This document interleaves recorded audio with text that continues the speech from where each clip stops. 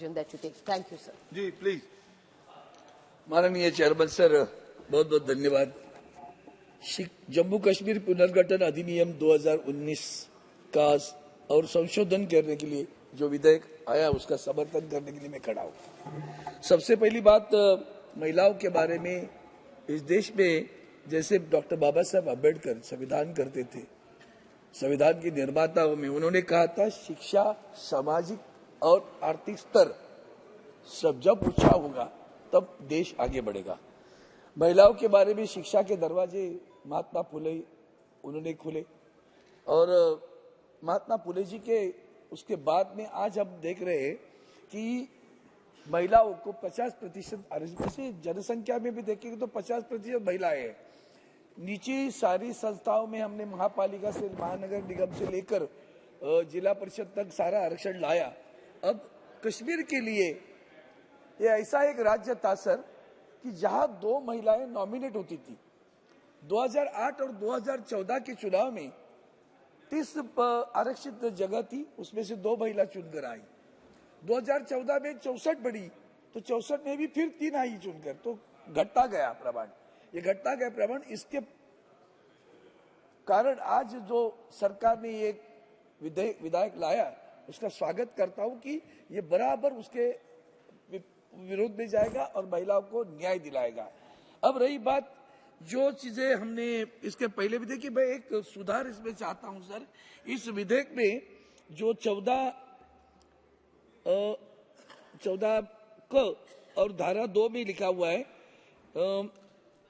धारा 14 की उपधारा 7 के अधीन आरक्षित कुल स्थानों के यथाशक्य निकटतम 1/3 स्थान जम्मू कश्मीर संघ राज्य क्षेत्र की विधानसभा में अनुसूचित जातियों या अनुसूचित जनजातियों या लिखा, शेड्यूल्ड कास्ट और शेड्यूल्ड ट्राइब और लिखा, नीचे बराबर लिखा शेड्यूल्ड कास्ट और शेड्यूल्ड ट्राइब। यहाँ तो उसने और लिखा है, वो और निकालना चाहिए sir. You have to write और उसके और भी एक आगे सुझाव देना चाहता हूँ, उसमें ओबीसी भी होना चाहिए। तो ये अगर आरक्षण इस तरह से रहेगा तो समाधान मिलेगा। मैं पहली बात और एक बात करना चाहता हूं कि हमारे स्वच्छता का किसी ने जिक्र किया, उसके लिए मैं इतना ही बताऊं। 1995 में हमारी गठबंधन की सरकार थी, उस वक्त हमारे मनोहर जोशी साहब मुख्यमंत्री थे।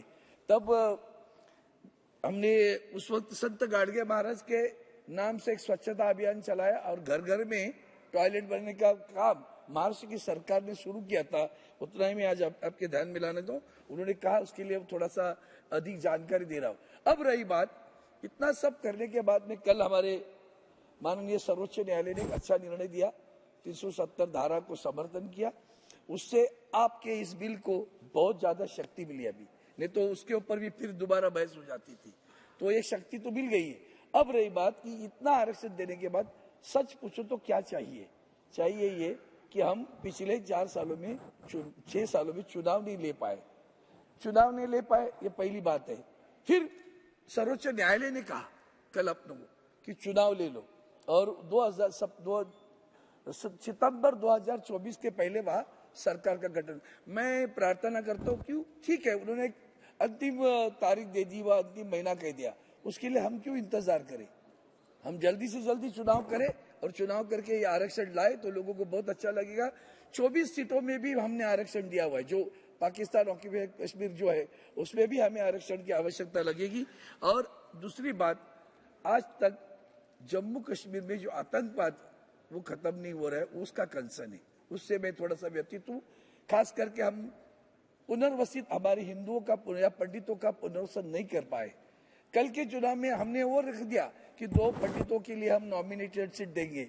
इसका मतलब उस नॉमिनेशन पे नहीं रहना चाहिए। हम चाहते कि वो आए, वहां लड़ाई चुनाव में खड़े रहे और वापस चुनकर भी आए, ताकि उसके भी जो समस्या है उसका समाधान करने के लिए उनका एक सही मायने में उनका प्रतिनिधि उस विधानसभा में होगा, जाकर वो उनकी समस्या का निराकरण करे। ये मेरी खास करके विनती है कि उसमें पंडितों का पुनर्वसन जल्द से जल्द हो। जो काम सरकार कर सकती है उसके लिए मैं खास करके शुभकामना देता हूं। अगर वो हो गया तो इस बिल का समर्थन, उसकी ताकत और बढ़ेगी, इसलिए मैं बिल का समर्थन करता हूं। मुझे आपने अवसर दिया इसके लिए धन्यवाद। जय हिंद। गुरजीत सिंह औजला जी।